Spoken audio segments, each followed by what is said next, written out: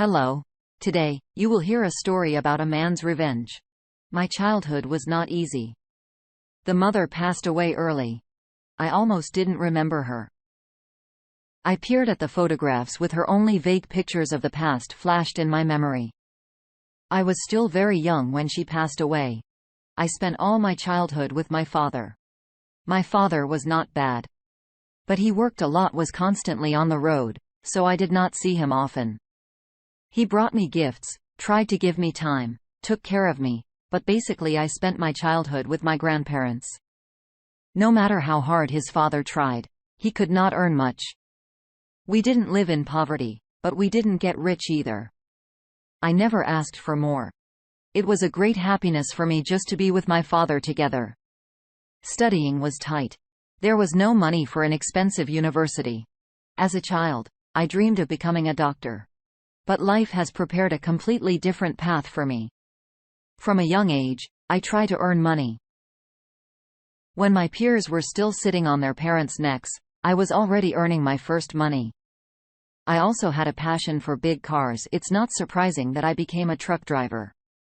For me, personally, it was good money enough to live on, and it turned out to save something. I never sat still. I spent most of my time on the road.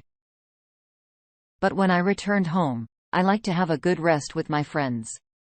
We used to meet at our favorite bar. And by late afternoon, we would finish our fun at Denny's, my friend's house. Danny had a large country house that his parents built. There was a lot of space here, and you could have a great time. "Jack, aren't you tired of driving for days?" Danny asked me.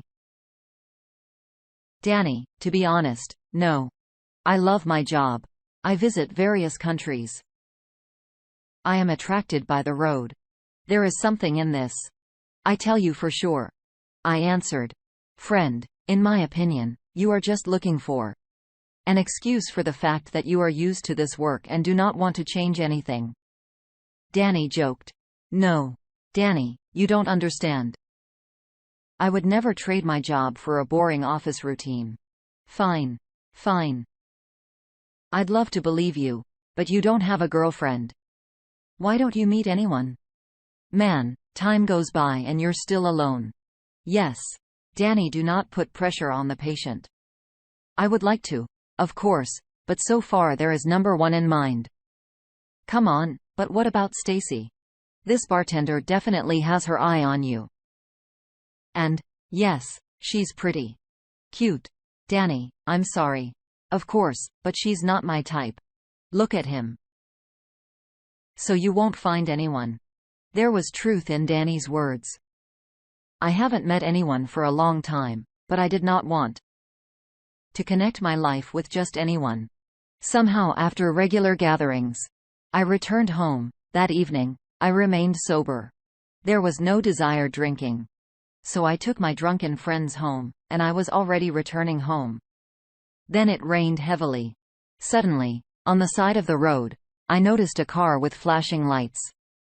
I stopped and saw a completely wet girl who was trying to fix the car. "Good evening. Can I help you?" I answered as I opened the window. "Young man, yes. I already thought that number one would pass here until morning." The girl answered excitedly. "What happened to you?" "The car stalled.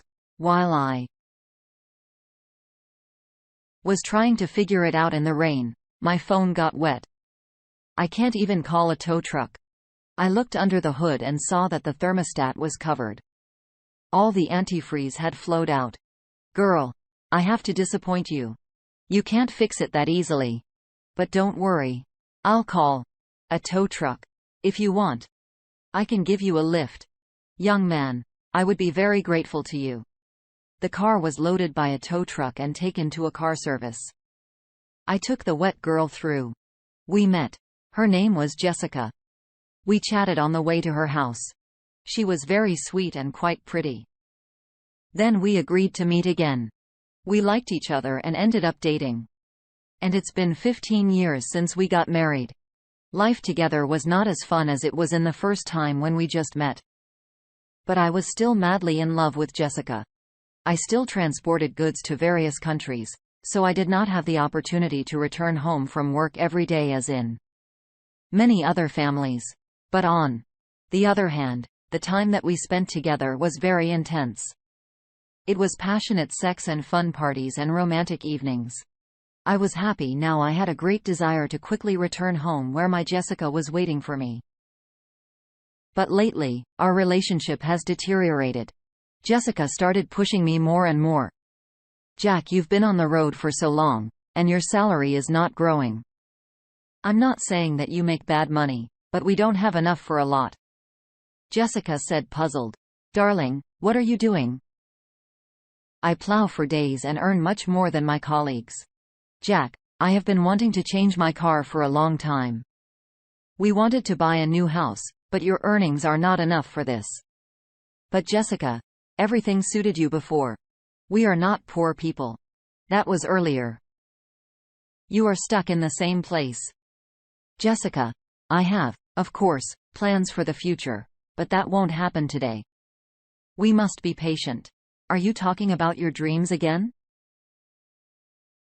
Open your own shipping company and stuff like that.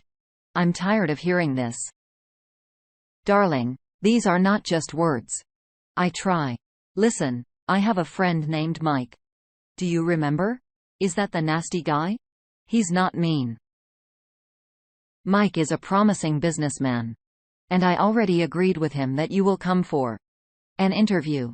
What the hell, Jessica? I didn't ask you for this. I love my place of work too. You didn't even consult me.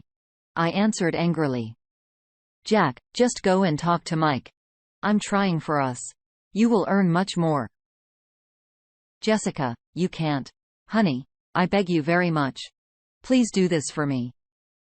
Jessica very persistently persuaded me for a long time. In the end, I gave in and got a job with Mike. I really didn't like this guy. He was obviously hiding something. I delivered goods from another country, but this work was very strange. Mike paid good money so I wouldn't ask too many questions. I didn't even really know what I was translating. According to the documents, it was consumer electronics. The goods were loaded and unloaded without my presence. Warehouses were very secretive. They didn't let me in. They drove out of the warehouse and only then let me drive. Such trips alarmed me more and more, but Jessica's behavior seemed no less suspicious. She was changing before our eyes. Jack, have you seen Mike for a long time? Jessica asked. Yes. I just came from him, but what? I asked anxiously. He just called me, said he couldn't get through to you. You need to go on an urgent flight again. What the hell? I just got back. I don't know, Jack, but it's urgent. Call him back. I was furious. Such a schedule clearly did not suit me. Hello, Mike? Do I need to fly again? Yes, Jack. I'm sorry, but this is an urgent delivery. The other driver can't. You have to go. Jack, I understand everything, but please help me out. Listen, I, of course, understand everything, but this kind of work does not suit me. I will go on this flight, but if this continues, then I will quit. Jessica and I hadn't spent time alone in a long time, and now she meekly sent me to work on. It was very strange. I felt that I was in a suspicious and incomprehensible situation. My car was loaded and I could drive. But I was already on the edge, so I didn't hit the road right away.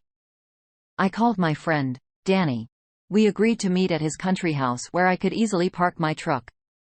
And the next day, I just would have been on the road longer, so as not to stray from the schedule. Jack, tell me what's going on. You are not yourself. Danny asked me anxiously. Yes. My friend, some kind of devilry is happening. Jessica started acting weird and this new job. There is clearly something wrong here. I answered. What are you transporting? Hell knows? According to the documents, household appliances. Well, let's check it out. No, Danny. Don't you dare. Everything is sealed there. Don't worry. We will restore if anything. Nobody will notice. Danny rushed to the car. Before I could stop him, he broke the seals and opened the back door of the truck. Danny, what the hell? What have you done? Do not panic. Let's watch. So what do we have here? Danny took out the microwave box, unpacked it, got out the appliances. Inside was a bag of white powder. What is it? Drugs? Danny asked worriedly. I have no idea, I answered with a dumbfounded look. So don't panic. I have a good friend from the police. He will help us. Danny's friend's name was Jim, and I only knew him visually. We contacted him the same evening. He confirmed that it was a narcotic composition. My hair stood on end at this news. I talked to Jim and told him everything about who I work for. Jim was far from the last person in his department and contacted the right people. Pretty soon I learned that Mike was a drug dealer who had been under surveillance for a long time, but it was not possible to catch this bastard hot. I was introduced into a special operation, told to take the goods to their destination and continue to carry myself as before without arousing suspicion. I took the goods and returned home. Jessica, son, I'm back. Jack. Dear, how glad I am to see you. Jessica hugged me with a fake smile. How glad I am to see you. It's going to be our wedding anniversary soon. Jessica, listen, our wedding anniversary is coming soon. I would not like to celebrate noisily. Let's sit at home. And yes, I am not often at home. I understand that this holiday is for the two of us, but I would like to invite Mike as well. Jack, you amaze me. Are you serious? I don't mind. Yes. Quite seriously.